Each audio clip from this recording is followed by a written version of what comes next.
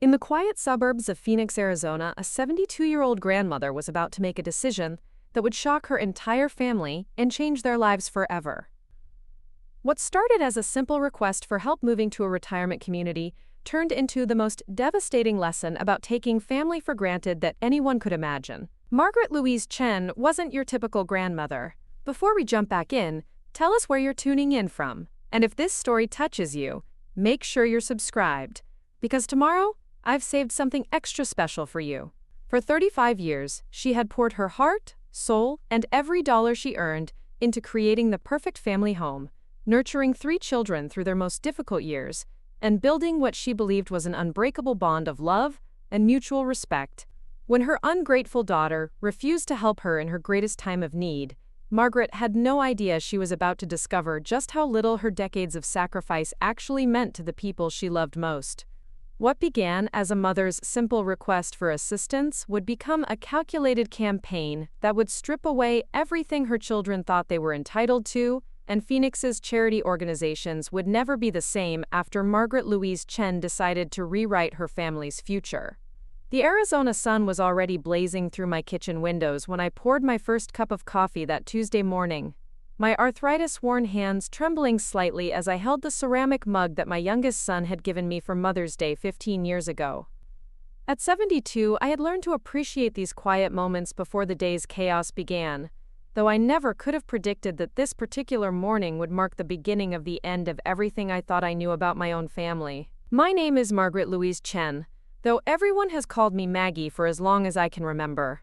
I've lived in this same 4-bedroom house in Phoenix for 35 years, watching the neighborhood transform from young families with children riding bicycles in the streets to an established community where most of my original neighbors had either moved away or passed on.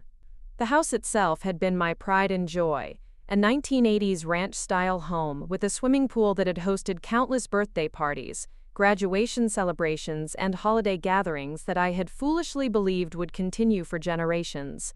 I had raised 3 children in this house. Jennifer, my eldest at 48, had been the academic achiever who graduated summa cum laude from Arizona State University, before building a successful career as a corporate attorney in downtown Phoenix. Michael, my middle child at 45, had followed a different path, becoming a contractor who specialized in luxury home renovations for the wealthy families in Scottsdale. Sarah, my youngest at 42, had surprised everyone by becoming a nurse practitioner, dedicating her life to helping others in ways that had always made me proud. All 3 of them had grown up in bedrooms that I had decorated and redecorated according to their changing interests and personalities. Jennifer's room had evolved from princess pink to serious burgundy as she developed her love for debate and academic competition. Michael's space had been a constantly changing workshop where he experimented with building projects and developed the skills that would eventually make him successful in construction. Sarah's room had been filled with books about medicine and biology, her walls covered with anatomical charts and pictures of the animals she was always rescuing from the neighborhood. The house had been more than just a building to me. It had been the stage where I had performed the most important role of my life, that of a mother who would do anything to ensure her children's happiness and success. I had worked 2 jobs for years to afford the mortgage payments, spending my days as a secretary at a medical office and my evenings cleaning office buildings to make sure we never fell behind on our financial obligations. The children never knew about those late-night cleaning shifts, how I would drag myself through empty corporate hallways at midnight, scrubbing toilets and vacuuming conference rooms, so they could live in a neighborhood with good schools and safe streets. Preparing and narrating this story took us a lot of time, so if you are enjoying it, subscribe to our channel. It means a lot to us. Now, back to the story. Every room in this house held memories that I had carefully cultivated and preserved. The living room where I had helped Jennifer practice her debate arguments, encouraging her to pursue her dreams even when her father had suggested that law school was too expensive and too competitive for a girl from our modest background.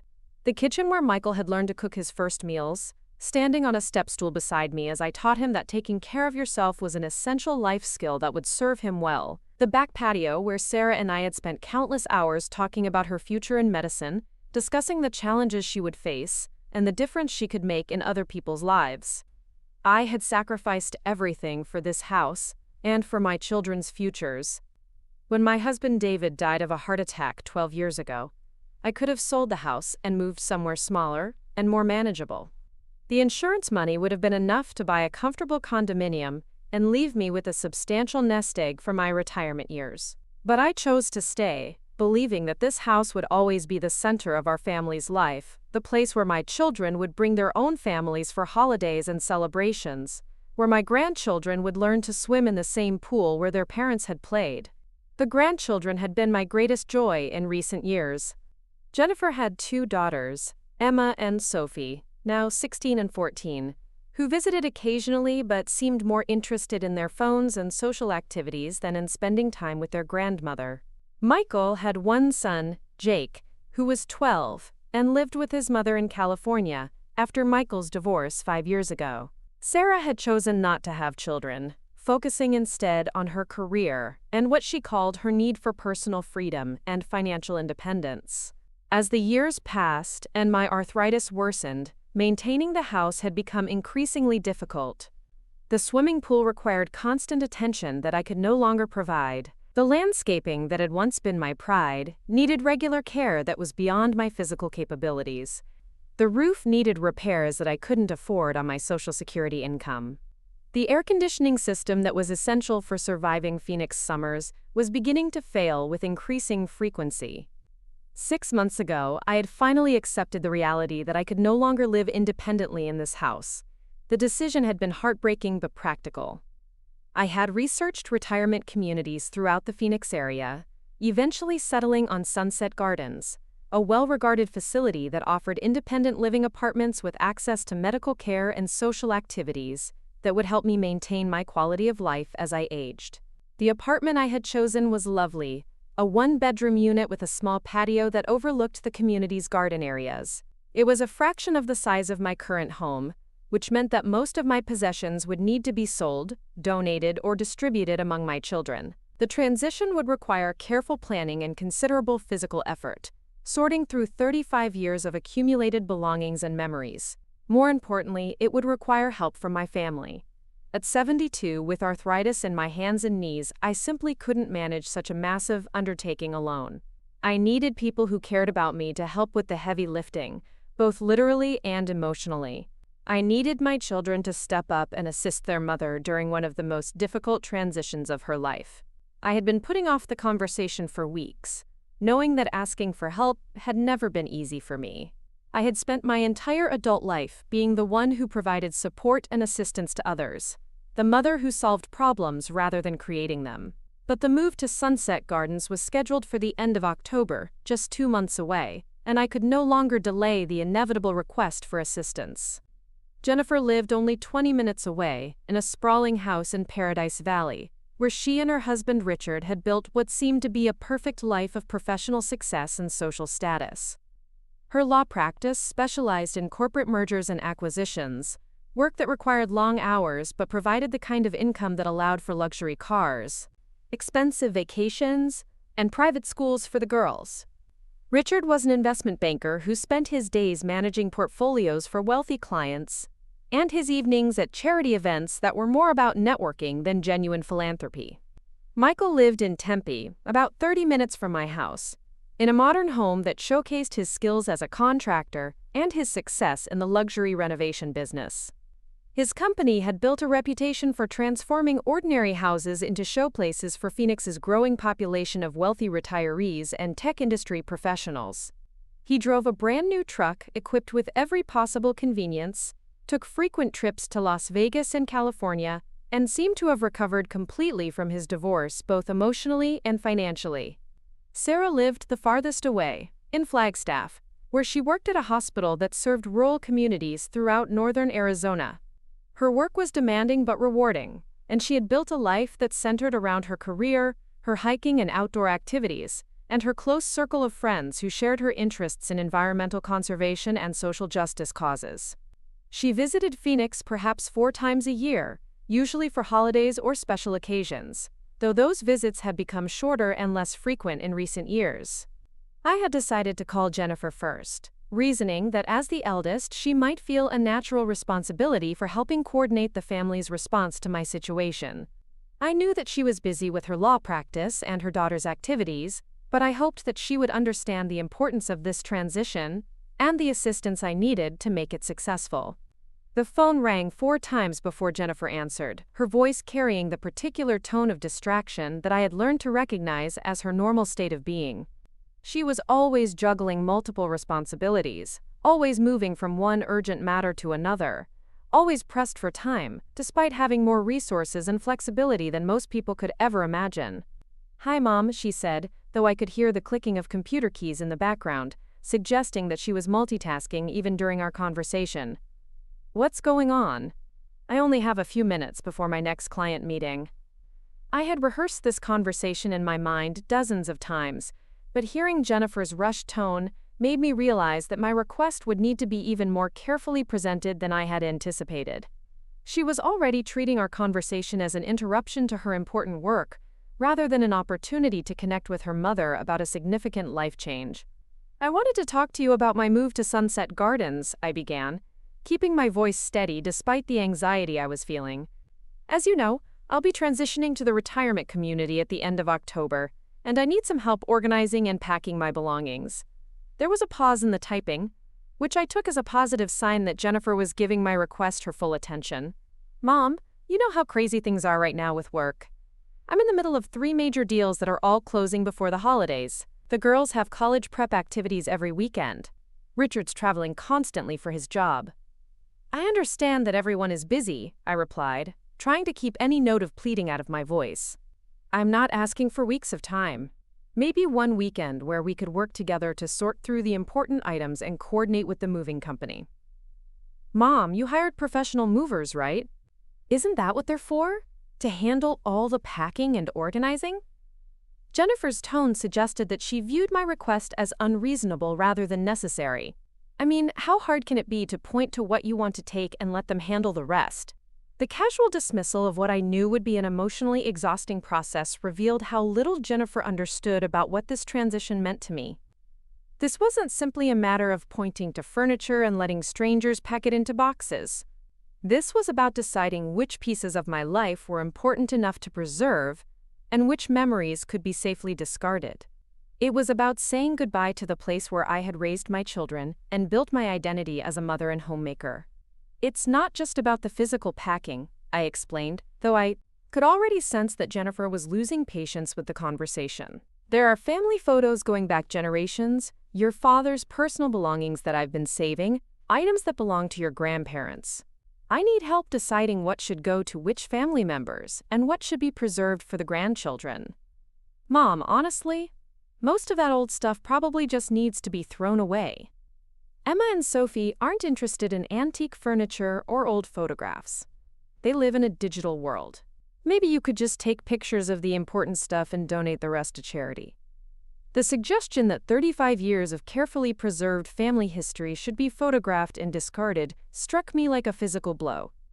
Jennifer was essentially suggesting that the tangible evidence of our family's life together had no value beyond whatever could be captured in a digital image. The furniture that I had saved for and purchased piece by piece, the photograph albums that I had meticulously organized, the keepsakes that represented important moments in our family's history, were being dismissed as clutter to be eliminated as efficiently as possible.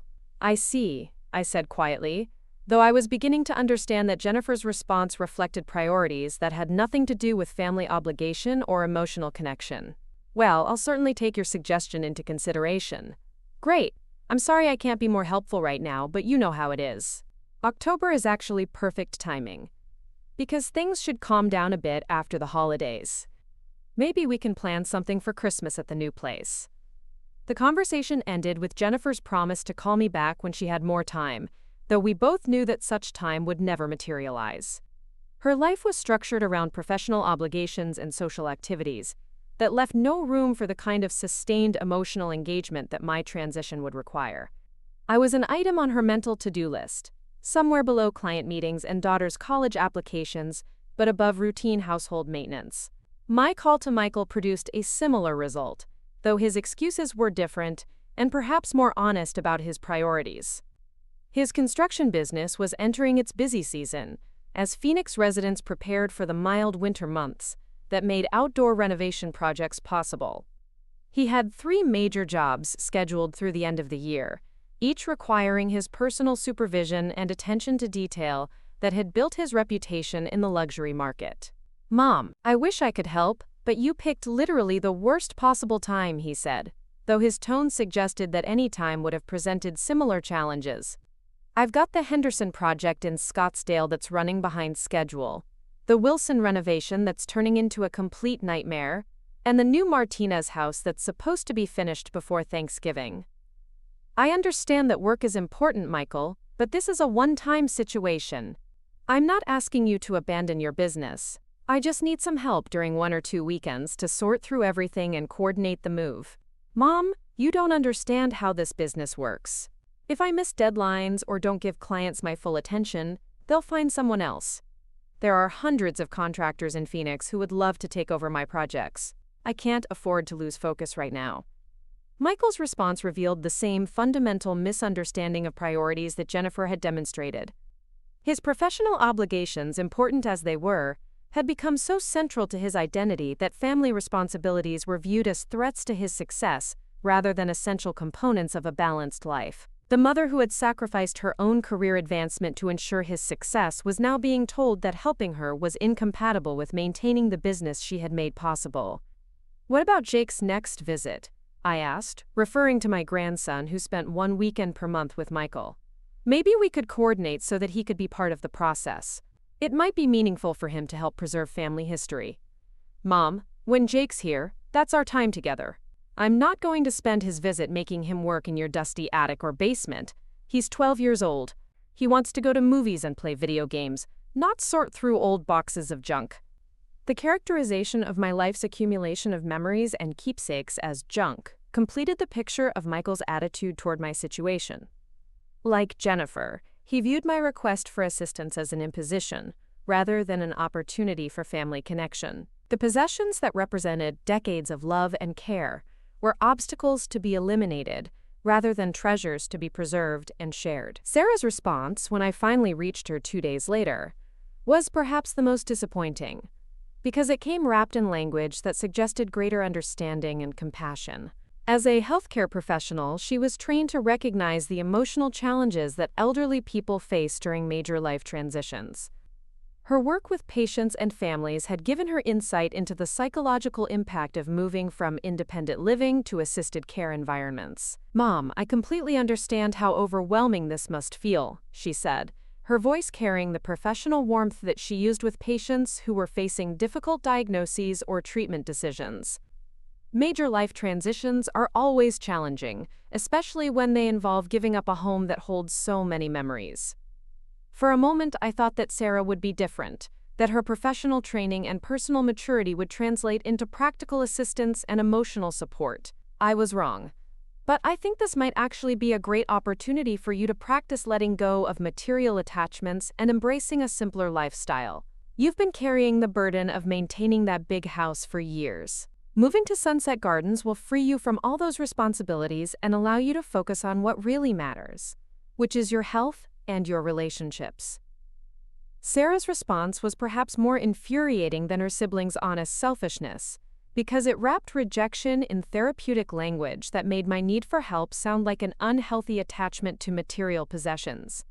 She was essentially arguing that asking for family support during a difficult transition was psychologically unhealthy, and that learning to manage the process alone would be good for my emotional development.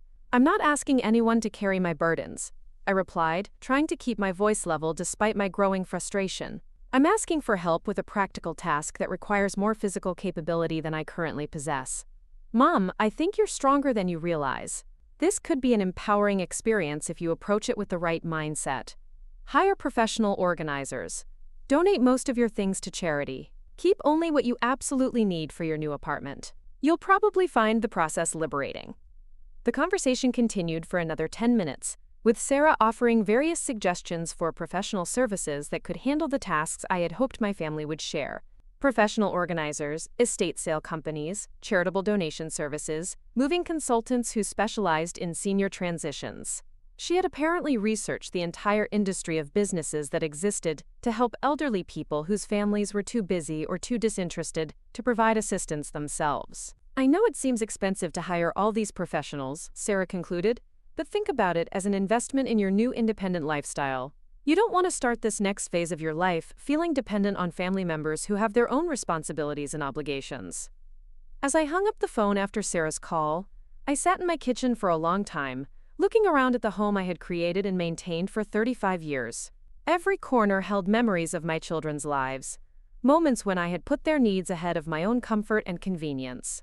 The breakfast nook where I had helped Jennifer with homework every morning before school. The family room where Michael had built his first birdhouse on the coffee table while I pretended not to worry about damage to the wood finish. The sun porch where Sarah had read medical textbooks during high school, dreaming about her future career in healthcare. I had spent decades prioritizing my children's success and happiness above my own immediate needs. I had worked extra jobs to pay for their education, delayed my own retirement to help with their college expenses, and maintained this house as a family gathering place long after they had established their own independent lives. I had believed that such sacrifices were investments in relationships that would provide mutual support as we all aged and faced new challenges. Instead, I was learning that my children viewed me as a resource to be managed, rather than a person deserving of love and assistance. Their responses to my request had revealed priorities that placed professional advancement, personal convenience, and individual freedom above family obligation and emotional connection. The mother who had never been too busy to help with their problems was being told that her needs were incompatible with their important responsibilities. That evening, I made myself a simple dinner and ate it alone at the kitchen table where my family had shared thousands of meals together. As I looked out at the swimming pool where my children had learned to swim and my grandchildren had played during their visits, I realized that everything I had built and preserved was about to be dismantled by strangers, while the people I loved most watched from a safe distance. The house would be sold after my move to Sunset Gardens. The proceeds would fund my retirement living expenses and provide a modest inheritance for my children when I died. But the memories embedded in every room, the family history preserved in closets and storage areas, the tangible evidence of our life together would be scattered to donation centers and garbage dumps, without anyone who shared those memories being present to honor their significance. For the first time in my adult life, I began to question whether the sacrifices I had made for my family had been wise investments or costly mistakes. I began to wonder whether the children I had raised to be successful and independent had also learned to be selfish and ungrateful.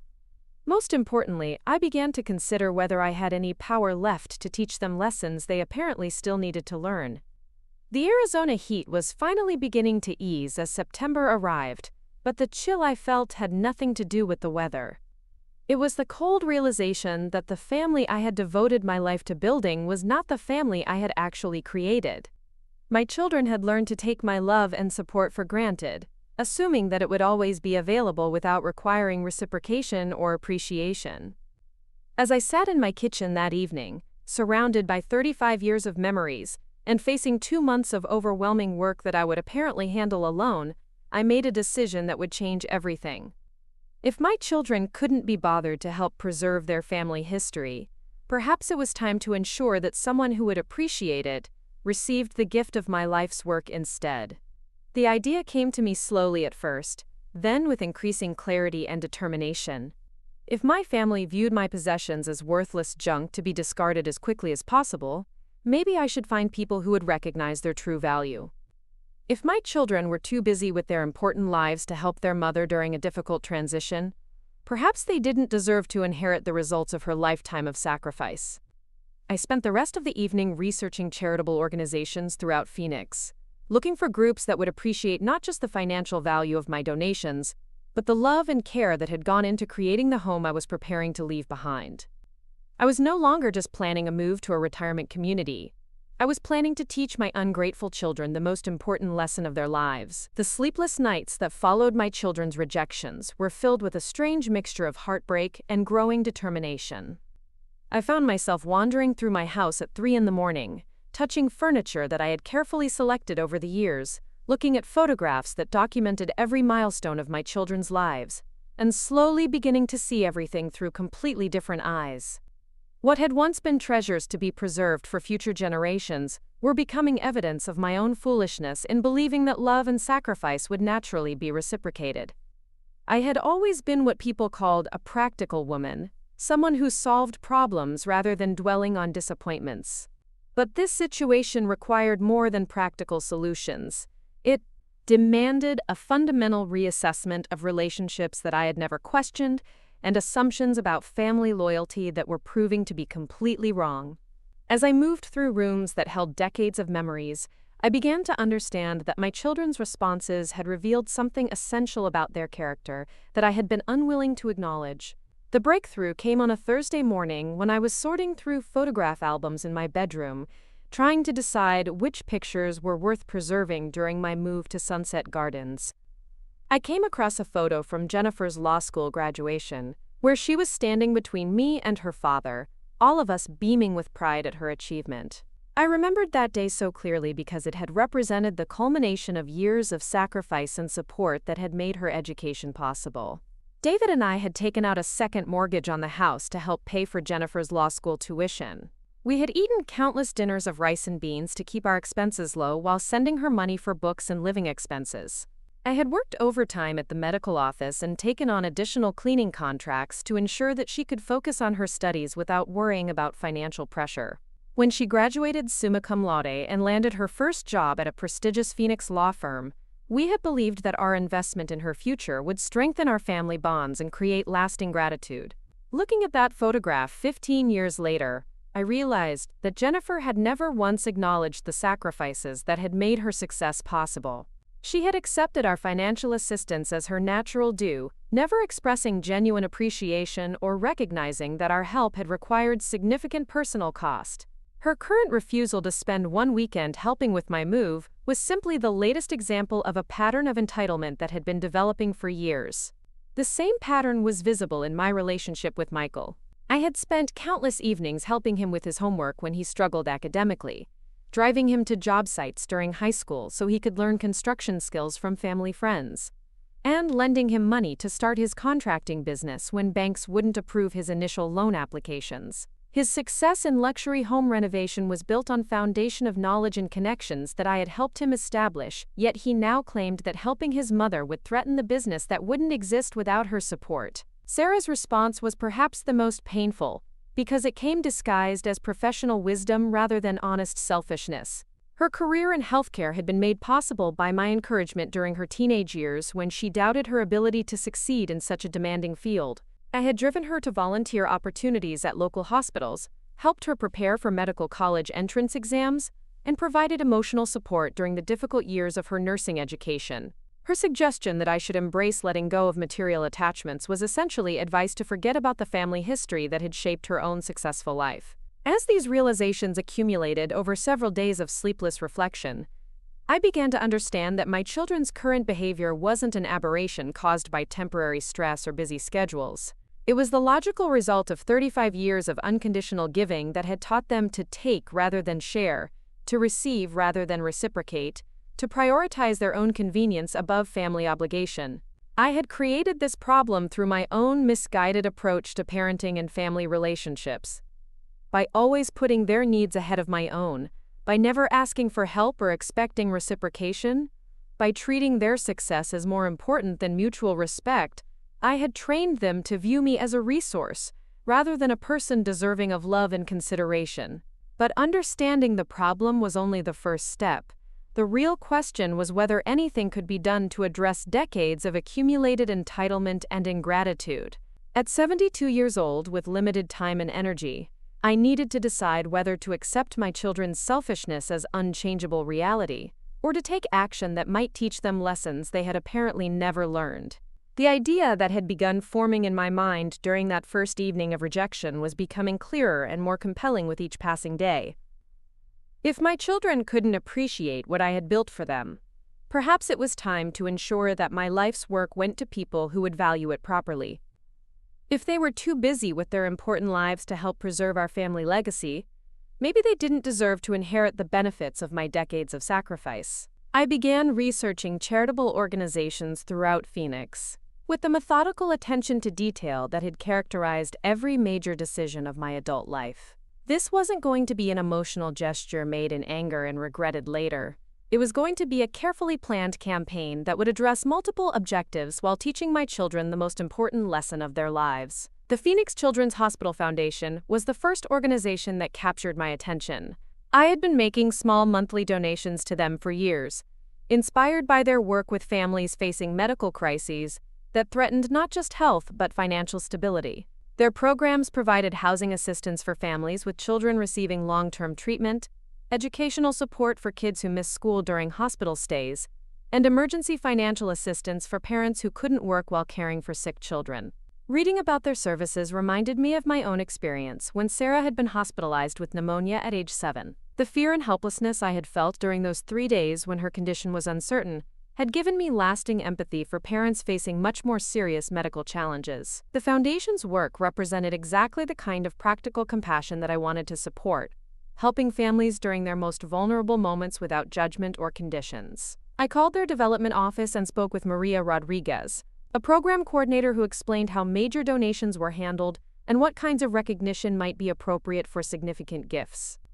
Her warmth and genuine enthusiasm for the Foundation's mission contrasted sharply with my children's dismissive attitude toward family responsibility. When I mentioned that I was considering a substantial donation as part of my estate planning, Maria offered to visit my home to discuss possibilities and answer any questions I might have. Our meeting the following week was revelatory in ways I hadn't expected. Maria arrived with detailed information about the Foundation's programs, financial reports showing how donations were used, and stories about families who had been helped during medical crises. But what impressed me most was her obvious respect for the sacrifices that donors made to support the Foundation's work. She understood that major gifts represented years of careful saving and thoughtful planning, and she treated my potential donation with the gratitude and recognition that my own children had never shown for my sacrifices on their behalf. Mrs. Chen, gifts like yours make the difference between families surviving medical crises and being destroyed by them, Maria explained as we sat in my living room discussing various donation options. When a child needs months of treatment, parents often have to choose between keeping their jobs and staying with their sick child. Our housing assistance program allows families to stay together during treatment without facing financial ruin. Her explanation reminded me of my own experience balancing work responsibilities with family needs, though my challenges had been much less dramatic than those faced by families dealing with serious childhood illnesses. The Foundation's practical approach to helping families navigate impossible situations appealed to my own belief that the most meaningful assistance addressed real problems rather than abstract concepts. What kinds of recognition do major donors typically receive? I asked, though I was more interested in ensuring that my donation would be used effectively than in receiving public acknowledgement for my generosity. That depends entirely on the donor's preferences, Maria replied. Some people prefer complete anonymity. Others appreciate having their gift acknowledged in our annual report or donor newsletter. For really significant donations, we sometimes name programs or facilities in honor of the donor or someone they want to memorialize. The possibility of memorial recognition sparked an idea that had been developing in the back of my mind. What if I wanted to memorialize my late husband while also sending a message to my family about the importance of helping others during difficult times? Maria's expression suggested that she had experience with donors whose motivations included family dynamics and personal messages beyond simple charitable impulses. We're very flexible about how memorial gifts are structured and acknowledged. Would you like to share more about what you have in mind?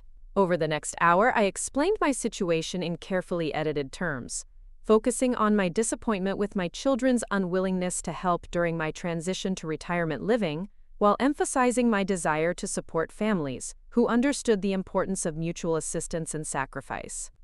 Maria listened with the professional attention of someone who had heard similar stories many times before, though she was too diplomatic to comment directly on family dysfunction. It sounds like you want your donation to reflect your values about family responsibility and helping others during difficult transitions, she said when I finished describing my circumstances. We could certainly structure a memorial gift that honors your husband's memory while supporting families who demonstrate the kind of mutual support that you believe is important. By the time Maria left that afternoon, I had committed to donating my house to the Phoenix Children's Hospital Foundation, with the proceeds to be used for their family housing assistance program. The gift would be memorialized as the David and Margaret Chen Family Support Fund, honoring my husband's memory, while reflecting our shared belief that families should help each other during times of crisis. The legal and financial details would take several weeks to finalize, but Maria had provided the names of estate planning attorneys who specialized in charitable donations and could ensure that the transfer was handled properly. More importantly, she had helped me understand that my decision to bypass my children's inheritance wasn't just an act of disappointment or revenge. It was a positive choice to support families who shared my values about mutual assistance and sacrifice. The next organization I contacted was Habitat for Humanity of Central Arizona, which had been building affordable homes for working families throughout the Phoenix area for more than 20 years. Their mission resonated with my own experience of struggling to afford homeownership as a young mother, and their requirement that recipient families contribute volunteer hours to their own home construction reflected my belief that assistance should be paired with personal responsibility and effort. When I spoke with David Thompson, their volunteer coordinator, about potential donations, he explained how major gifts were used to fund entire home construction projects or to establish funds that would support multiple families over several years. His enthusiasm for the organization's work was infectious, and his stories about families who had achieved homeownership through Habitat's programs reminded me of my own pride when David and I had finally saved enough money to buy our first house. Mrs. Chen, your donation could help us build homes for several families who are currently living in substandard housing or paying rent that consumes most of their income, David explained during our phone conversation. These are working families who just need an opportunity to build equity and stability for their children. The concept of helping families achieve the same kind of stability that home ownership had provided for my own family felt like a perfect way to honor the values that had guided my adult life. Unlike my children, who had inherited advantages without appreciating their cost, Habitat families understood that homeownership required sacrifice, commitment, and mutual support. I arranged to visit one of Habitat's current construction projects the following Saturday, where I met the Johnson family who would be moving into the 3-bedroom house that was nearing completion.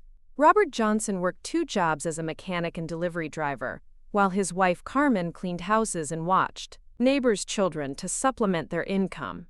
Their 2 daughters, ages 8 and 10, were helping paint interior walls under the supervision of volunteer coordinators. Watching this family work alongside volunteers to build their future home reminded me of my own experience raising children while struggling to achieve financial stability. The Johnsons understood that their Habitat house represented years of saving, planning, and community support. They appreciated the opportunity they had been given and were working hard to prove themselves worthy of the investment that strangers had made in their future. The contrast with my own children's attitude toward inherited advantages was striking and painful. Jennifer, Michael, and Sarah had grown up taking homeownership for granted, never questioning their right to live in a comfortable house in a safe neighborhood. They had never experienced the anxiety of wondering whether rent payments would leave enough money for groceries, never feared eviction or homelessness, never understood that housing stability was a privilege that required sacrifice and gratitude. Standing in the Johnson family's future living room, watching 10-year-old Maria carefully apply primer to walls that would soon display her artwork and family photographs, I made my second major donation decision. Half of my investment portfolio would go to Habitat for Humanity, with the funds designated for the David and Margaret Chen Family Housing Initiative. The money would be used to build homes for working families who demonstrated the values of hard work, mutual support, and appreciation for assistance that my own children had apparently never learned. The third charitable organization that captured my attention was the Arizona Food Bank Network, which coordinated hunger relief efforts throughout the state. Their programs included emergency food assistance for families facing temporary crises, nutrition education for low-income communities, and mobile food pantries that served rural areas where poverty often went unseen by urban residents. I had volunteered occasionally at local food banks over the years, usually during holiday seasons, when community awareness of hunger temporarily increased. Those experiences had taught me that food insecurity affected working families who were struggling to balance housing costs, medical expenses, and other necessities that left little money for adequate nutrition. Many of the families seeking assistance were dealing with temporary setbacks like job loss, medical bills, or unexpected car repairs, rather than chronic unemployment or substance abuse problems. My conversation with Linda Martinez, the development director for the Arizona Food Bank Network, revealed how major donations could fund comprehensive programs that addressed not just immediate hunger, but the underlying causes of food insecurity. Their nutrition education initiatives taught families how to prepare healthy meals on limited budgets, while their job training partnerships helped unemployed adults develop skills that could lead to sustainable employment. Mrs. Chen, your donation could fund mobile food pantries that serve families in rural areas where poverty is often invisible to urban communities, Linda explained during our meeting at the food bank's Phoenix headquarters. These are often working families who are employed in seasonal agriculture or service industries that don't provide living wages or benefits. The mobile food pantries particularly appealed to me because they provided assistance to people who were working hard but still struggling to meet their basic needs. Unlike my children, who had always had access to more resources than they needed, these families were making difficult choices between competing necessities while maintaining their dignity and work ethic. I spent an afternoon riding along with one of the mobile food pantries, as it served 3 rural communities east of Phoenix. At each stop, I met families who were grateful for assistance but clearly embarrassed by their need for help. Parents apologized for their circumstances while ensuring that their children understood the importance of saying thank you to the volunteers who were providing groceries. The experience reminded me of my own pride during the years when David and I had struggled financially, how difficult it had been to accept help from family members or community organizations, even when such assistance was desperately needed. These families understood that accepting help required humility and gratitude, qualities that my own children seemed to have completely forgotten, despite receiving far more assistance throughout their lives.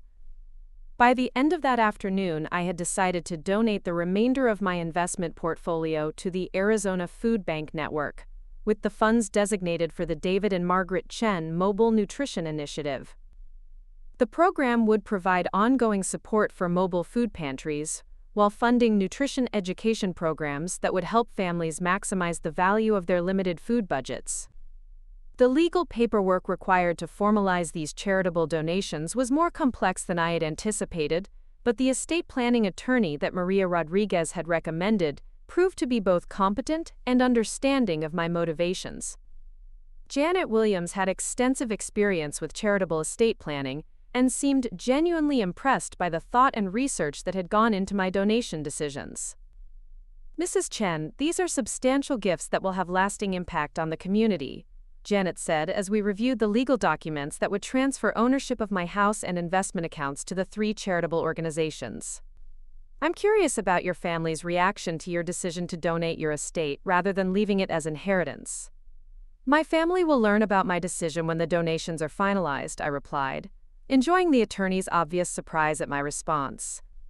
I wanted to ensure that my estate goes to people who will appreciate it before dealing with any potential family drama. Janet's expression suggested that she had experience with family conflicts over inheritance, though she was too professional to comment directly on my decision to surprise my children with the news that their expected inheritance would be going to charity instead. Her focus remained on ensuring that the legal documents were properly drafted and that my charitable intentions would be carried out exactly as I had specified. The process of finalizing the donations took 6 weeks, during which time I continued living in my house while preparing for my move to Sunset Gardens. My children called occasionally to check on my progress, though their conversations revealed more concern about the timeline for selling the house than genuine interest in my emotional adjustment to the transition. Jennifer was particularly focused on the real estate aspects of my move, asking detailed questions about my listing agent, the asking price, and the expected closing timeline.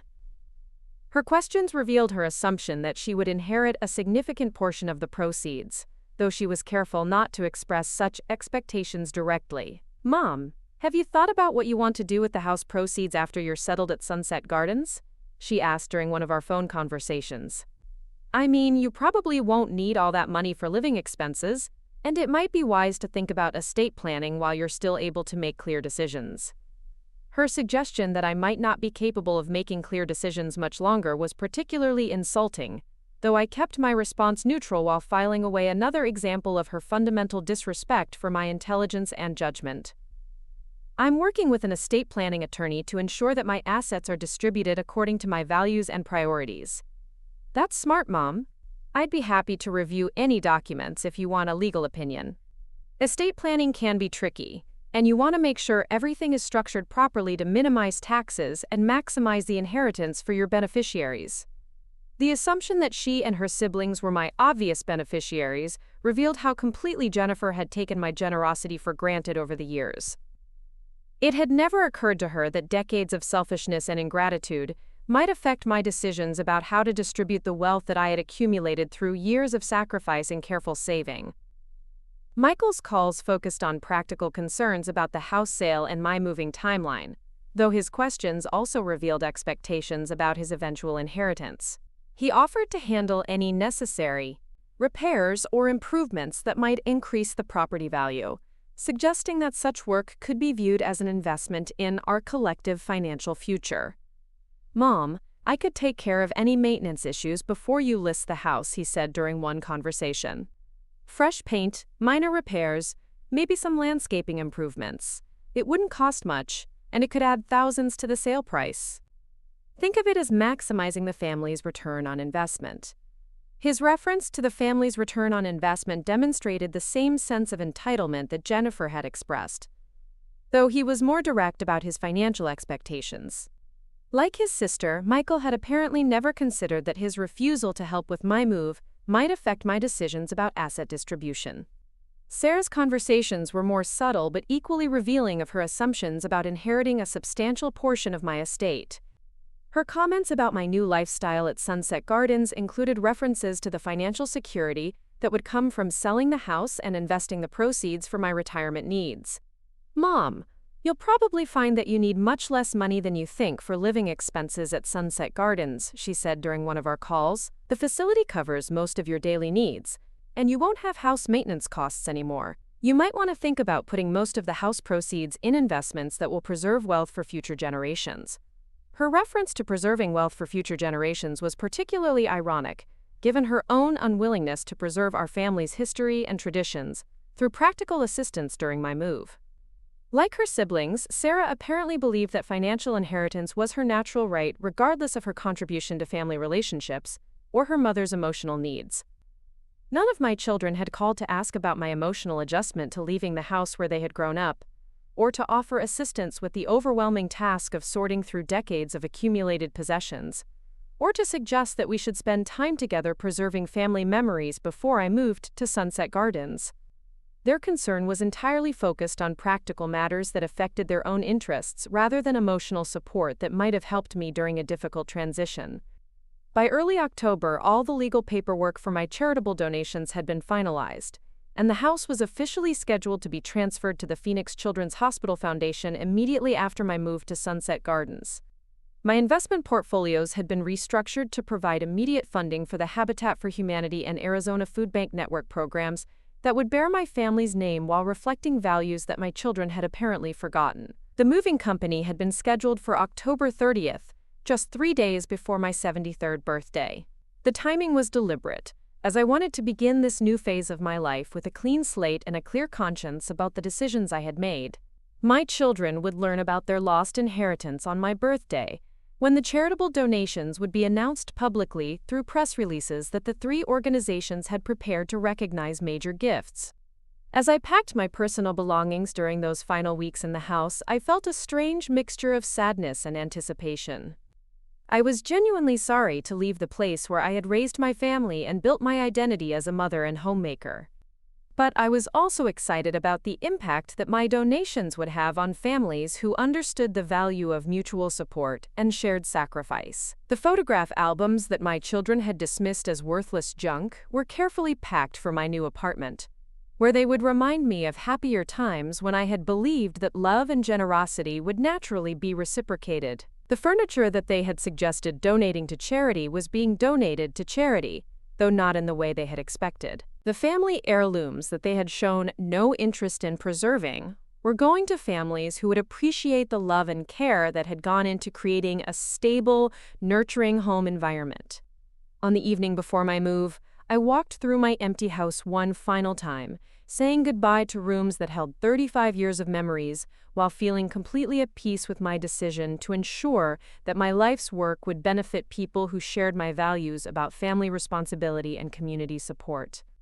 Tomorrow, I would begin a new chapter of my life. Next week, my children would learn that their assumptions about inherited wealth had been completely wrong. And for the first time in decades, I would discover what it felt like to have my generosity appreciated by people who understood its true value. Moving day arrived with the kind of crisp October morning that made Phoenix winters feel like a gift from heaven. The temperature was perfect for physical labor, and the moving crew arrived promptly at 7 o'clock, ready to load 35 years of my life into trucks that would transport my carefully selected possessions to my new apartment at Sunset Gardens. What they didn't know, and what my children still didn't suspect, was that this move represented far more than a simple transition to retirement living. It was the beginning of the most important lesson my family would ever receive about the consequences of taking love and sacrifice for granted. I had spent the previous evening making final preparations that went far beyond normal moving logistics. Hidden in my bedroom closet was a folder containing copies of all the legal documents that had transferred ownership of my house and investment accounts to the 3 charitable organizations that would soon become very familiar names to my children. Each charity had prepared press releases announcing the major donations, scheduled for distribution on November 2nd, which happened to be my 73rd birthday. The timing was deliberate and symbolic, marking both the end of my role as an unappreciated family benefactor and the beginning of my new identity as someone whose generosity would finally be properly valued. The moving crew was efficient and professional, handling my furniture and boxes with the kind of care that I had hoped my own children might show during this transition. The foreman, Carlos Martinez, had 20 years of experience helping elderly clients downsize from family homes to retirement communities, and his gentle manner with my belongings reflected an understanding of the emotional weight that such moves typically carried. "Mrs. Chen, we'll take extra care with the photograph albums and family heirlooms," Carlos assured me as his team began loading boxes from my bedroom. I know how important these items are during major life changes. My own mother went through a similar transition last year, and we learned that preserving family memories is just as important as protecting furniture and valuables. His thoughtful approach to handling my possessions stood in sharp contrast to my children's dismissive attitude toward the same items. Carlos understood instinctively that the boxes contained more than mere objects, that they represented relationships and experiences that had shaped my identity over decades of family life. His crew treated everything with respect and attention, asking questions about fragile items and taking extra time to ensure that delicate pieces were properly protected. As the morning progressed and my house gradually emptied, I found myself feeling surprisingly calm about the enormity of what I was doing. The combination of legitimate sadness about leaving my longtime home and quiet satisfaction about my secret charitable donations created an emotional balance that I hadn't expected. I was genuinely mourning the end of an era, while simultaneously anticipating the shock and hopefully the education that my children would experience when they learned about their lost inheritance. My phone rang constantly throughout the morning as friends and neighbors called to wish me well during the move. Many of them had been part of my life for decades, sharing children's birthday parties, holiday celebrations, and the everyday interactions that had made this neighborhood feel like a true community. Their genuine concern for my welfare and their expressions of gratitude for my friendship over the years highlighted the stark contrast between their appreciation and my own family's indifference. Eleanor Patterson, my next-door neighbor for 28 years, brought coffee and homemade muffins for the moving crew while spending the morning helping me with last-minute details that I might have overlooked. Her daughter lived in Seattle and called every week to check on Eleanor's health and happiness, a level of attention and care that made my own children's neglect even more obvious and painful. "Margaret, I'm going to miss having you next door more than I can express," Eleanor said as we watched the movers load my dining room table into their truck. "You've been such a wonderful friend and neighbor all these years. Your children are so lucky to have a mother who taught them such strong values about family and community." Her comment about my children's good fortune in having me as a mother was particularly ironic given their recent behavior, though I simply smiled and thanked her for her friendship without revealing the complexity of my current family situation. Eleanor's assumption that I had successfully taught my children about family values reflected the public image that I had maintained for decades, even as my private experience revealed how completely that teaching had apparently failed. I hope they appreciate everything you've done for them over the years, Eleanor continued, unknowingly touching on exactly the issue that had motivated my charitable donations. So many elderly parents today feel like their adult children are too busy with their own lives to maintain close family relationships. You're fortunate that Jennifer, Michael, and Sarah have always been so attentive and grateful. I nodded non-committally while reflecting on how dramatically Eleanor's perception differed from reality. My children's public image as successful, caring adults had been carefully maintained through my own efforts to protect their reputation and my own pride in their achievements. Even close friends like Eleanor had no idea that my relationship with my children was characterized more by their expectations and my accommodations than by mutual respect and genuine affection. The moving process took until mid-afternoon, with the crew making 2 trips between my house and Sunset Gardens to transport everything that I had decided to keep for my new apartment. The selection process had been emotionally exhausting, requiring me to choose which possessions were essential for my future comfort and which items would be donated to families who might appreciate them more than my own children had appreciated the home where those possessions had been lovingly displayed. My new apartment at Sunset Gardens was smaller than I had expected, though the layout was thoughtfully designed to maximize both privacy and accessibility. The living room faced west toward the community's garden areas, providing afternoon sunlight that would be perfect for reading and relaxation. The bedroom was large enough for my favorite furniture pieces, while the kitchen was compact but well-equipped for the simple cooking that would characterize my new lifestyle. As the movers arranged my furniture according to the floor plan that I had prepared weeks earlier, I began to see how my new life might actually be more comfortable and manageable than the increasingly burdensome maintenance requirements of my former house.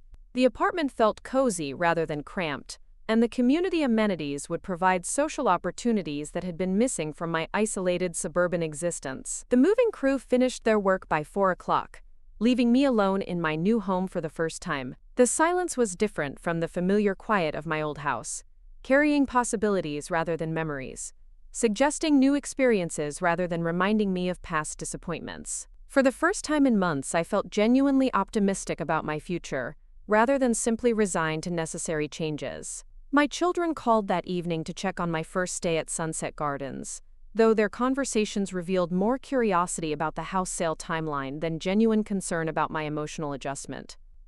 The moving company had informed them that the process had gone smoothly, but none of them had bothered to visit during the actual move or to help me settle into my new apartment during what they surely understood was a difficult transition. Jennifer's call came first, around 6 o'clock, while I was unpacking boxes in my new kitchen. Her tone was brisk and businesslike, focused on practical details rather than emotional support. "Mom, how did everything go today? I hope the movers were careful with your furniture and didn't damage anything valuable. Did you remember to take photographs of any items that might be important for insurance purposes?" Her concern about documentation for insurance claims revealed her continued assumption that she would eventually inherit my possessions, and wanted to ensure that their value was properly protected. The irony of her worrying about preserving assets that she had already lost through her own selfishness was particularly satisfying, though I kept my response neutral and informative. "Everything went very smoothly, Jennifer. The moving crew was professional and careful with all my belongings. I'm getting settled into the apartment and learning about the community amenities." "That's great, Mom. I'm sure you'll adjust quickly to the new environment. Have you heard anything from your real estate agent about showing the house? I know the market has been strong lately, so hopefully we'll get multiple offers and maybe even a bidding war that drives up the final price." Her reference to "we" in connection with the house sale demonstrated how completely Jennifer took her inheritance for granted, assuming that my property was essentially family property that would naturally benefit all of us. Her excitement about a potential bidding war revealed her focus on maximizing the inheritance that she expected to receive, rather than any recognition that the house represented my life's work and sacrifice. "The house will be handled according to my estate planning decisions," I replied carefully, enjoying the vague language that would make perfect sense to Jennifer after November 2nd, while revealing nothing about my actual intentions. "Everything has been arranged to reflect my values and priorities." Michael's call came an hour later, while I was hanging family photographs in my new living room. His questions were more direct than Jennifer's, focused specifically on financial arrangements and timeline expectations. Mom, I wanted to check in and make sure the move went okay. Also, I've been thinking about the house sale and wondering if you need any help with repairs or improvements before it goes on the market. I could take care of anything that might increase the sale price without charging you full contractor rates. His offer to provide discounted services to increase the house's value was clearly motivated by his expectation that higher sale proceeds would mean larger inheritances for him and his siblings. The fact that he was willing to invest his own labor in improving my property demonstrated his confidence that such investments would ultimately benefit his own financial situation. That's very thoughtful of you, Michael, but all the arrangements for the house have already been finalized. The new owners will handle any modifications or improvements that they feel are necessary. New owners? Mom, you haven't sold the house already, have you? I thought we were going to discuss the marketing strategy and make sure you get the best possible price. The real estate market is really strong right now, but you need to be strategic about timing and presentation. His assumption that we would be involved in marketing decisions revealed the same sense of entitlement that Jennifer had expressed, though he was more direct about his expectations of participation in major financial decisions. Like his sister, Michael apparently believed that my property was family property that required collective decision-making rather than individual choice. Everything has been handled properly, Michael. The arrangements reflect my priorities and values, and I'm confident that the outcome will be exactly what I intended. Sarah's call came last, around 9 o'clock, while I was preparing for my first night in my new bedroom.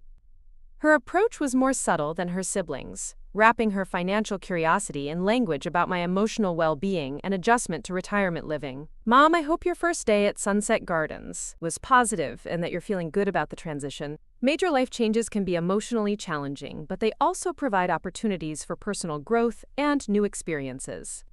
Her therapeutic tone reflected her professional training, though I suspected that her concern was more about ensuring my continued financial competence than genuine worry about my psychological adjustment. Like Jennifer and Michael, Sarah had a vested interest in my mental clarity and decision-making ability, since confusion or incompetence on my part might complicate her expected inheritance. I'm feeling very positive about the move, Sarah. The apartment is comfortable, the staff has been welcoming, and I'm looking forward to participating in community activities and meeting new people. That's wonderful, Mom.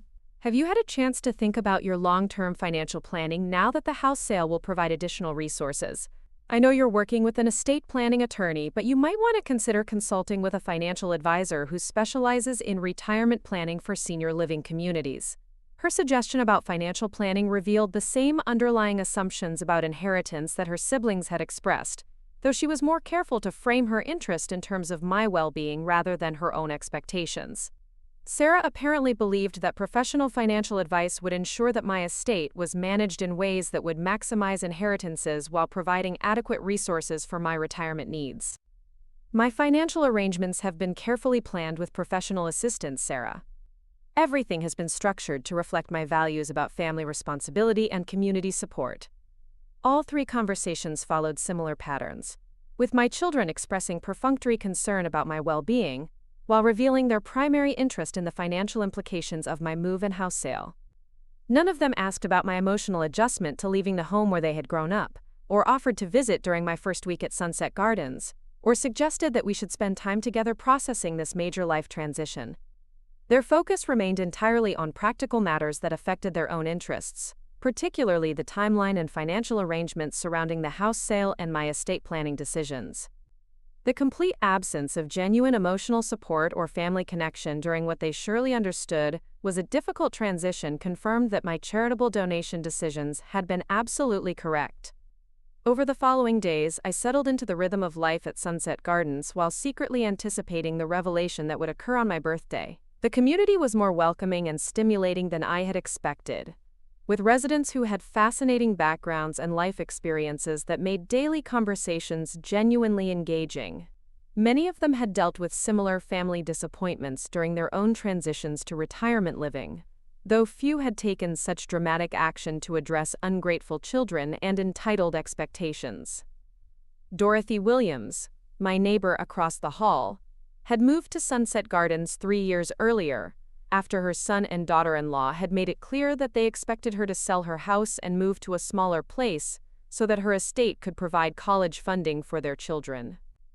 Unlike my situation, Dorothy had complied with their demands and divided the proceeds from her house sale among her family members, only to discover that their gratitude lasted approximately 6 months before they began pressuring her to make additional financial contributions to various family expenses.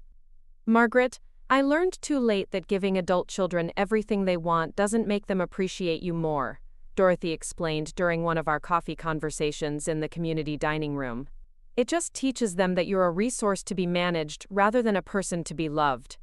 If I had it to do over again, I would have kept my house and my independence rather than trying to buy their affection with my life savings. Her experience reinforced my confidence in my own decisions while providing insight into alternative approaches that I might have taken. Dorothy's regret about accommodating her family's financial expectations served as a cautionary tale about the long-term consequences of prioritizing children's immediate desires over principles of mutual respect and earned appreciation. Robert Martinez, another resident who had become a regular conversation partner, had taken a different approach when his adult children began treating him as a walking inheritance rather than a beloved father. Rather than donating his estate to charity, Robert had restructured his will to provide inheritances only to family members who demonstrated ongoing care and attention through regular visits, assistance with practical needs, and genuine emotional support. I told my kids that my estate would be divided based on their actual behavior rather than their genetic relationship to me, Robert explained during one of our walks through the community gardens. Suddenly, I started getting weekly phone calls, monthly visits, and offers to help with everything from grocery shopping to medical appointments. It was amazing how quickly their priorities changed when they realized that their inheritance wasn't guaranteed. Robert's strategy of conditional inheritance was clever and effective, though it required ongoing evaluation of family behavior and created potential conflicts between siblings competing for parental approval. My approach of donating everything to charity was more dramatic but also more final, eliminating any possibility of manipulation or false displays of affection motivated by financial gain. As my birthday approached, I found myself increasingly excited about the revelation that would occur when the 3 charitable organizations announced their major donations through coordinated press releases. I had specifically requested that the announcements include details about the David and Margaret Chen Memorial Funds, explaining that the gifts were intended to honor family values about mutual support and community assistance that had guided our lives together. The press releases would make it clear that my donations were motivated by positive values rather than negative emotions, emphasizing my desire to support families who understood the importance of helping each other during difficult times. The language had been carefully crafted to avoid direct criticism of my own children, while making it obvious that their behavior had influenced my charitable giving decisions. Maria Rodriguez from the Phoenix Children's Hospital Foundation called several times during the week before my birthday to coordinate the announcement details and ensure that I was prepared for potential media attention. The size of my donation was significant enough to generate newspaper coverage and possibly television interviews, though I had requested that any media focus remain on the charitable programs being funded rather than on my personal family situation. Mrs. Chen, we expect the announcement to generate substantial media interest in the Family Housing Assistance Program, Maria explained during one of our phone conversations. Your donation will allow us to expand services significantly, and we want to ensure that the coverage emphasizes the impact on families who need help rather than the circumstances that motivated your generosity. Her diplomatic approach to handling my family dynamics while maximizing positive publicity for the foundation demonstrated professional competence and emotional intelligence that contrasted sharply with my children's self-centered approach to family relationships. Maria understood that my donation represented both an opportunity to help vulnerable families and a personal statement about values and priorities that deserved respectful treatment. The final week before my birthday passed slowly, with each day bringing me closer to the moment when my children would learn that their assumptions about inherited wealth had been completely wrong.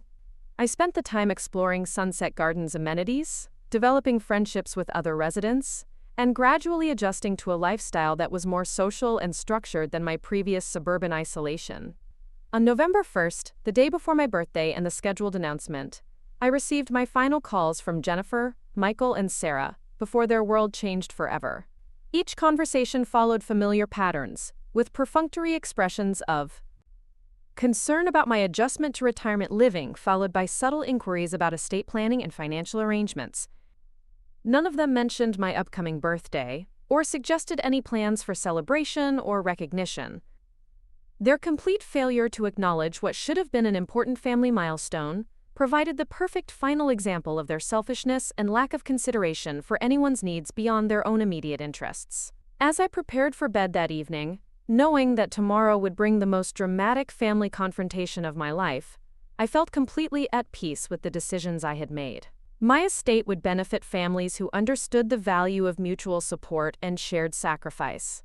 My children would finally learn that decades of entitlement and ingratitude carried real consequences, and I would discover what it felt like to have my generosity properly appreciated by people who recognized its true value. The morning of November 2nd dawned clear and bright, perfect weather for the 73rd birthday that would change my family forever. The first news alert appeared on my phone at exactly 9 o'clock on the morning of my 73rd birthday, a notification from the Arizona Republic that read, "Local woman donates entire estate to Phoenix Charities in memory of late husband." I was sitting in the sunroom of my apartment at Sunset Gardens enjoying my morning coffee and watching the sunrise paint the desert mountains in shades of gold and pink, when the reality of what I had set in motion finally became public knowledge. Within minutes, my phone began ringing with calls from local television stations requesting interviews about my charitable donations. The Phoenix Children's Hospital Foundation had coordinated perfectly with the other organizations, timing their press releases to ensure maximum media coverage while emphasizing the positive impact that my gifts would have on families throughout Arizona. The story was being framed exactly as I had hoped, focusing on the memorial funds honoring my late husband's memory and supporting families who demonstrated the values of mutual assistance and community responsibility. The first television interview request came from Channel 12 News, whose community affairs reporter had been covering charitable giving trends among Arizona's elderly population. Patricia Hayes explained that my donation represented the largest single gift from an individual donor that any of the three organizations had received, and the coordinated nature of my charitable giving created a compelling human interest story that would likely generate statewide coverage. Mrs. Chen, our viewers would love to hear about what motivated such generous donations and how you hope these gifts will impact local families, Patricia explained during our phone conversation. The David and Margaret Chen Memorial Funds represent exactly the kind of community spirit that our audience appreciates, especially during challenging economic times when so many families are struggling. I agreed to a brief television interview later that morning, though I was careful to emphasize that my focus should remain on the charitable programs being funded rather than on my personal family circumstances. The reporter was professional and respectful, understanding that my donations were motivated by positive values rather than negative emotions, even though she was clearly curious about the family dynamics that had influenced such a dramatic decision. My phone continued ringing throughout the morning with congratulatory calls from friends and neighbors who had seen the news coverage. Eleanor Patterson called within an hour of the first television report, her voice filled with amazement and admiration for what she called my incredible generosity and community spirit. "Margaret, I just saw the news about your donations to the Children's Hospital and the other charities," Eleanor said, her excitement evident even through the phone. "I had no idea you were planning something so wonderful. David would be so proud of the way you're honoring his memory while helping families who really need support." Her enthusiasm for my charitable giving was genuine and heartwarming, providing exactly the kind of appreciation and recognition that I had hoped to receive for my generosity. Eleanor understood instinctively that my donations represented years of careful planning and significant personal sacrifice, and her response demonstrated the gratitude and respect that such gifts deserved. "The memorial funds will support families who understand the importance of helping each other during difficult times," I explained, using language that would make perfect sense to Eleanor while hinting at the values that had motivated my decision to bypass my own children's inheritance. David and I always believed that community assistance should go to people who appreciate the sacrifices that make such help possible. My conversation with Eleanor was interrupted by call waiting signals indicating that someone else was trying to reach me. The caller identification showed Jennifer's number, and I realized that my eldest daughter had probably seen the morning news coverage and was calling to congratulate me on my charitable giving. I was looking forward to her reaction, anticipating surprise and hopefully admiration for the generous donations that would benefit so many deserving families. "Mom, what the hell is going on?" Jennifer's voice was sharp with anger rather than warm with congratulations, immediately destroying my hope that she might respond positively to news of my charitable giving. "I just got a call from Karen Morrison saying she saw you on television talking about donating Dad's house to charity. Please tell me this is some kind of misunderstanding or publicity mistake." Her hostile tone and immediate assumption that my donations were mistakes revealed exactly the kind of selfishness and entitlement that had motivated my decision to give my estate to families who would appreciate it properly. Jennifer's first response to learning about my charitable giving was not pride in my generosity or admiration for my community spirit, but anger about how my decisions might affect her own financial expectations. "There's no misunderstanding, Jennifer. I've donated the house and my investment accounts to 3 charitable organizations that will use the money to help families who demonstrate the values that your father and I tried to teach you about mutual support and community responsibility." "You donated our inheritance to charity?" Jennifer's voice rose to a near shout, her professional composure completely abandoned in the face of her shock and fury. "Mom, do you realize what you've done? That house was worth over $400,000. Your investment accounts had another $300,000 at least. You gave away $700,000 that belonged to your family." Her immediate calculation of the financial loss revealed how completely Jennifer had taken her inheritance for granted, viewing my assets as family property rather than personal wealth that I had every right to distribute according to my own values and priorities. Her reference to money that belonged to your family demonstrated the fundamental misunderstanding about ownership and entitlement that had characterized her attitude toward my generosity for years. "The money belonged to me, Jennifer, and I chose to give it to families who will appreciate the sacrifice that made such gifts possible. Families who understand the importance of helping each other during difficult times, unlike children who are too busy with their important lives to help their mother during a major transition. This is about us not helping you move?" Jennifer's tone shifted from anger to incredulity, as if she couldn't believe that her refusal to assist during my transition to Sunset Gardens could have such dramatic consequences.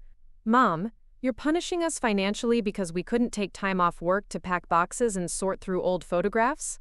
That's completely disproportionate and, frankly, vindictive." Her characterization of my move as simply packing boxes and sorting through old photographs revealed how completely Jennifer had minimized the emotional significance of leaving my longtime home and the practical challenges of downsizing after 35 years of accumulated possessions. Her dismissive attitude toward what should have been a meaningful family experience confirmed that my charitable donations had been absolutely the right decision. "I'm not punishing anyone, Jennifer. I'm supporting families who share my values about community responsibility and mutual assistance. The money will help children whose parents understand that family obligation involves more than genetic relationships and inheritance expectations." Our conversation was interrupted by my phone's call waiting system, indicating that Michael was trying to reach me. I told Jennifer that I needed to take another call, though I suspected that all 3 of my children would be calling with similar reactions to the news coverage of my charitable donations. "Mom, I just heard about your donations on the radio," Michael said without any preliminary greeting, his voice tight with controlled anger. "Please tell me this is some kind of mistake, or that the news reports got the story wrong. You didn't really give away our entire inheritance, did you?" His immediate focus on our entire inheritance revealed the same sense of entitlement that Jennifer had expressed, the assumption that my life savings belonged to my children rather than to me personally. Michael apparently viewed my charitable giving as theft of his rightful property rather than generous support for families who needed and deserved assistance. "The news reports are completely accurate, Michael. I've established memorial funds at 3 charitable organizations that will help families who demonstrate the values about mutual support that your father and I tried to teach you over the years." "Values about mutual support? Mom, we've supported you plenty over the years. We all have successful careers. We visit regularly, we call to check on you. Just because we couldn't drop everything to help you pack boxes doesn't mean we don't care about family obligations." Michael's claim that they had supported me plenty over the years was so divorced from reality that I almost laughed at his audacity.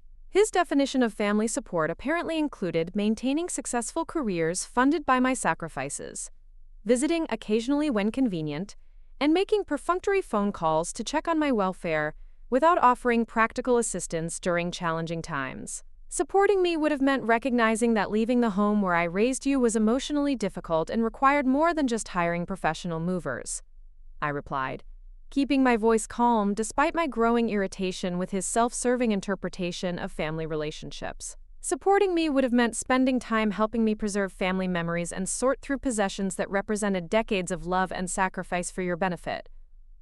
Mom, we all have demanding jobs and responsibilities. You can't expect us to take vacation time to sort through 35 years of accumulated stuff just because you're having emotional difficulties with downsizing.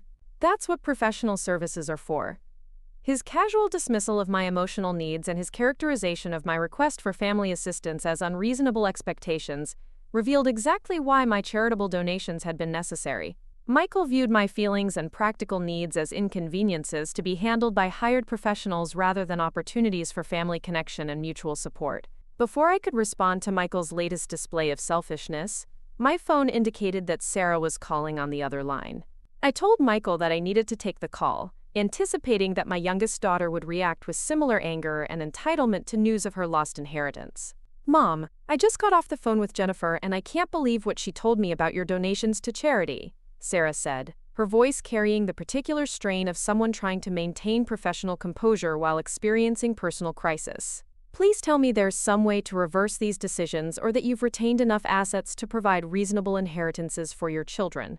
Her immediate concern about reversing my charitable donations revealed that Sarah's reaction was essentially identical to her siblings, focused entirely on recovering the inheritance that she had apparently taken for granted, rather than recognizing the positive impact that my gifts would have on deserving families. There's nothing to reverse, Sarah. The donations are final and irrevocable, exactly as I intended. The money will support families who understand the importance of helping each other during difficult times, a value that seems to have been lost on my own children despite decades of teaching and example. Mom, I think you're having some kind of emotional breakdown related to your transition to retirement living, Sarah said, shifting into her professional healthcare provider voice as she attempted to reframe my charitable giving as evidence of mental incompetence rather than thoughtful decision-making. Major life changes can cause confusion and impaired judgment, especially in elderly adults who are dealing with grief and isolation. Her suggestion that my donations were evidence of mental illness was particularly offensive given her own professional training and her awareness of the careful planning and legal assistance that such major charitable gifts required. Sarah was essentially arguing that my generosity toward deserving families was proof of psychological dysfunction, rather than evidence of clear thinking and strong values. My judgment is perfectly clear, Sarah. I've made carefully planned decisions with professional legal assistance to ensure that my estate benefits families who share my values about community responsibility and mutual support. The only confusion here seems to be your assumption that inheritance is an entitlement, rather than a gift to be earned through love and consideration. Mom, we do love and consider you. Just because we couldn't help with your move doesn't mean we don't care about you. We all have demanding careers and financial obligations that made it impossible to take time off during October. You're being completely unrealistic about our responsibilities and constraints. Sarah's claim that they all loved and considered me was contradicted by months of evidence demonstrating their complete indifference to my emotional needs and practical challenges. Her characterization of my request for assistance as unrealistic revealed how completely my children had lost perspective about family obligation and mutual responsibility. Over the next several hours, all three of my children called repeatedly, individually and together on conference calls, attempting various strategies to convince me to reverse my charitable donations or to recover some portion of their expected inheritance. Their approaches ranged from emotional manipulation to threats of legal action, though none of them expressed genuine appreciation for my generosity toward families who would benefit from the memorial funds.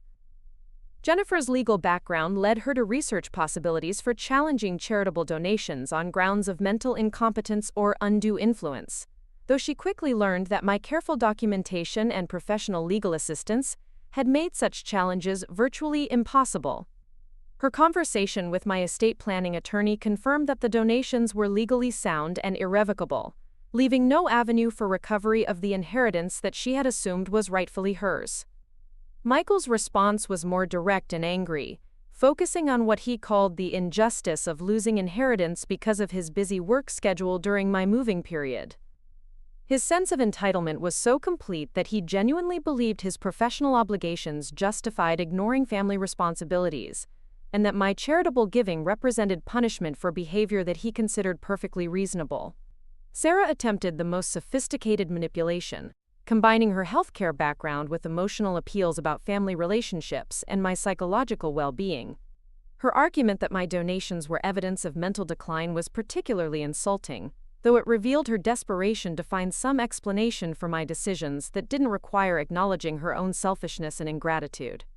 By evening, all three of my children had exhausted their individual strategies and had apparently coordinated a joint approach that involved Michael driving down from Tempe, while Jennifer and Sarah met him at my apartment at Sunset Gardens. The prospect of a face-to-face confrontation with all three of them simultaneously was both daunting and exhilarating, representing the final opportunity to explain my decisions and hopefully to teach them lessons about family responsibility that they had apparently never learned.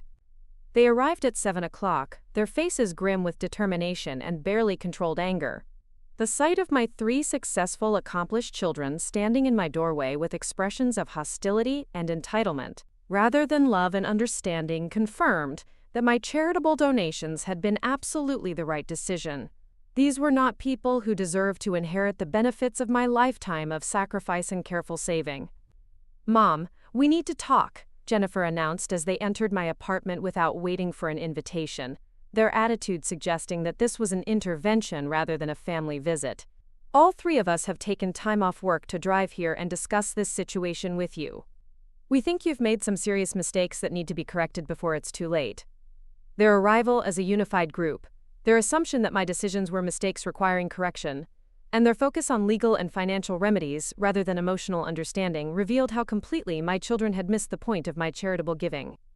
They were approaching this conversation as a problem to be solved rather than a lesson to be learned, confirming that their values and priorities remained fundamentally unchanged despite the dramatic consequences of their selfishness. As we sat in my living room surrounded by the carefully selected possessions that I had brought from my former house, I prepared to deliver the most important speech of my life to the three people whose education and development had consumed 35 years of my energy and resources. This was my final opportunity to explain what they had lost and why they had lost it, my last chance to teach them about the relationship between actions and consequences that I should have established decades earlier. Looking at my three children seated on my new sofa, their faces etched with frustration and disbelief, I felt an unexpected surge of clarity about what needed to be said. For 35 years, I had protected them from difficult truths, softened harsh realities, and enabled their selfishness through my unconditional giving. Tonight, in this small apartment that represented my new independence, I would finally speak honestly about the people they had become.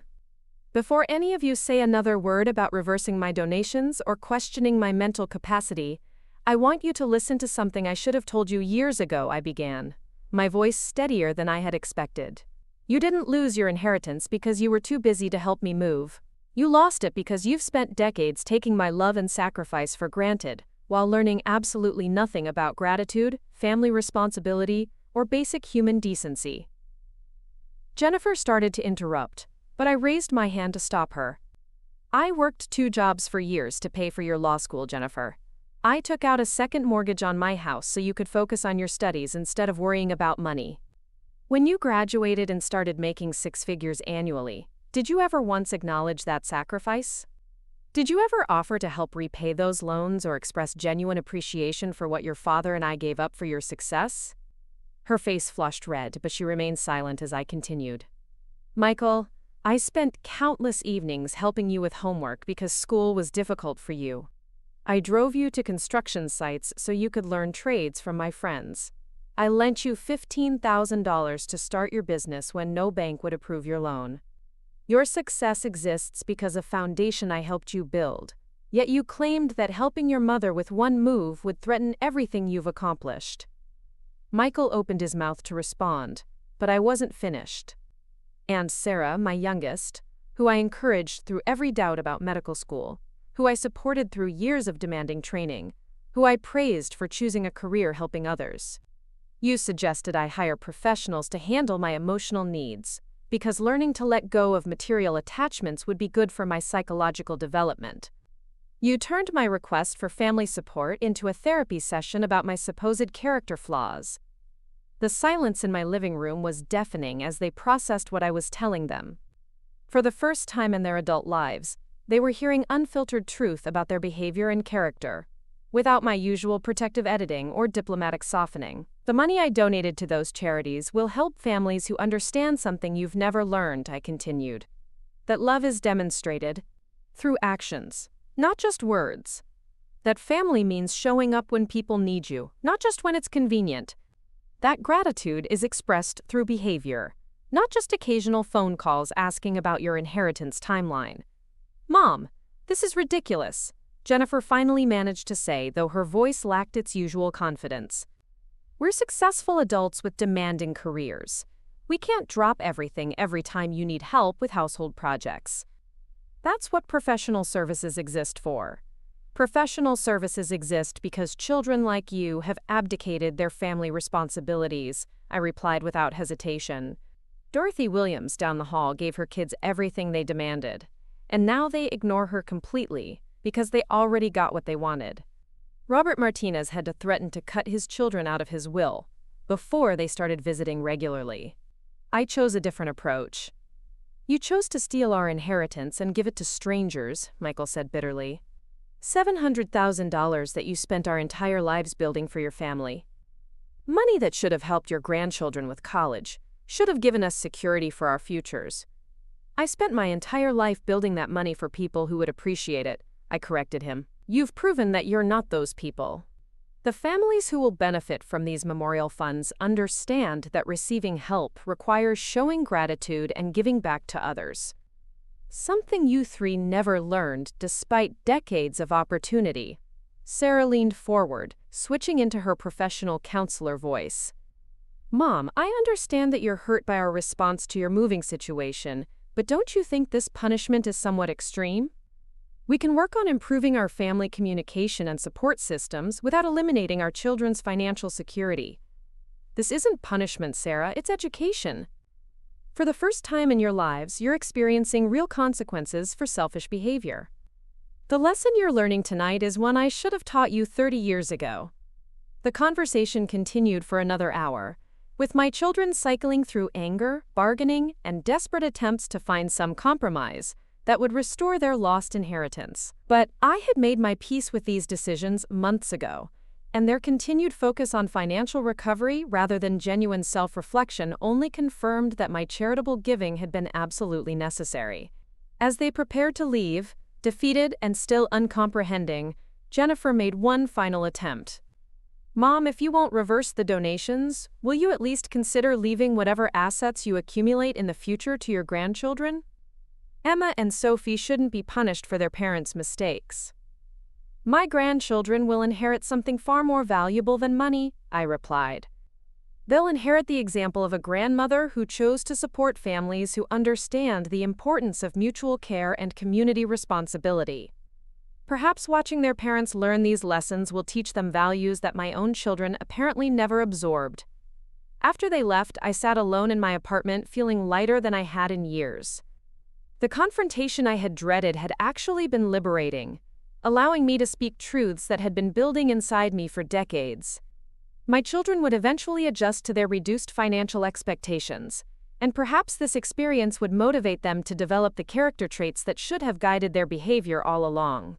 6 months later, I received a letter from Maria Rodriguez at the Phoenix Children's Hospital Foundation, with an update on the programs funded by my donation. The David and Margaret Chen Family Support Fund had already helped 12 families stay together during their children's medical treatment, providing housing assistance and emotional support that made the difference between survival and devastation during health crises. The photographs included with Maria's letter showed families whose gratitude and appreciation reminded me why I had made these donations. Children recovering from serious illnesses while their parents remained close by instead of losing jobs and homes. Families learning to cook nutritious meals on limited budgets through programs funded by my contribution to the Arizona Food Bank Network. Working parents achieving homeownership through Habitat for Humanity's expanded services. These families understood what my own children had never grasped, that receiving help required showing appreciation and giving back to others when possible. They were teaching their children lessons about gratitude and community responsibility that would prevent the next generation from developing the entitlement and selfishness that had characterized my own family's response to decades of unconditional generosity. My life at Sunset Gardens had evolved into something richer and more fulfilling than I had expected. The friendships I had developed with other residents provided the emotional support and genuine appreciation that had been missing from my relationships with my children. Community activities and volunteer opportunities gave me purpose and satisfaction that had been absent during my final years of suburban isolation. Jennifer, Michael, and Sarah called occasionally, though our conversations remained strained and superficial. They had not learned the lessons I had hoped to teach them, but they had stopped expecting me to solve their problems or provide financial assistance for their various projects and expenses. The boundaries that should have been established decades earlier were finally in place, though they had required dramatic action to achieve. On my 74th birthday, I received cards from all three of my children, though none of them visited or called to acknowledge the day that had changed our family forever. The cards contained generic messages about love and appreciation, but they reflected obligation rather than genuine feeling. I had finally taught them that their mother was a person deserving of consideration, though the lesson had come too late to rebuild the relationships that their selfishness had damaged beyond repair. But I had also learned something important about my own capacity for independence and self-respect. The woman who had spent 35 years prioritizing other people's needs above her own dignity had discovered that standing up for her values and expectations could lead to peace and satisfaction that accommodation and enabling had never provided. The memorial funds bearing my family's name would continue helping deserving families long after I was gone, ensuring that my life's work supported people who understood the importance of mutual care and community responsibility. My legacy would reflect my values rather than my children's entitlement, creating lasting positive impact that no amount of inherited money could have achieved. As I looked out at the desert sunset from my apartment window, I felt genuinely grateful for the courage that had allowed me to rewrite my family's story and ensure that my generosity would finally be properly appreciated by people who deserved it. Up next, you've got 2 more standout stories right on your screen. If this one hit the mark, you won't want to pass these up. Just click and check them out.